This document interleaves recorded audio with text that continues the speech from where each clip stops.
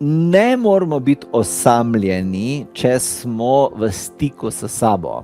Lahko smo sami, ampak osamljenost pomeni pomanjkanje stika s sabo, ne z drugimi. Človek, ki ima občutek, da je osamljen, išče odnose, ker misli, da bo v njih našel smisel, življenjsko srečo, polnost, karkoli. Ampak mi nikoli ne moramo v drugih ljudeh najti smisla, sreče, polnosti. Zaradi tega osamljeni ljudje lahko iščejo druge ljudi in pričakujejo, da bodo drugi ljudje zapomnili osamljenost v njihovem življenju, ampak to se nikoli ne zgodi. Osamljenost je posledica pomanjkanja stika s sabo. Ko imaš ti poln stik s sabo in ti sebe energijsko polneš, ti ne rabiš drugih ljudi, da te polnejo, da te motivirajo, da te spodbujajo, da te dajo občutek ljubezni. Ker sama sebi to daješ, občutek ljubezni, sprejetosti, samozavesti, motivacije.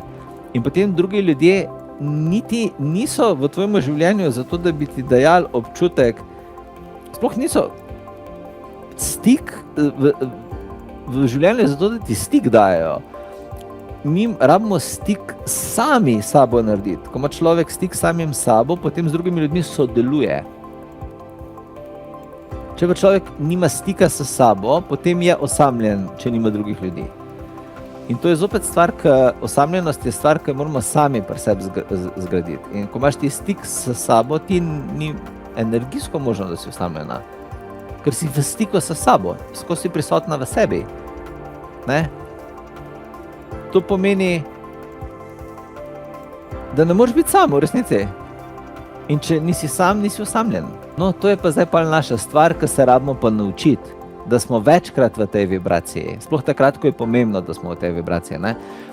Od nas se ne pričakuje. To je pa življenje, da nikoli nismo 100% v svojemu prime energiji, v svojemu fokusu.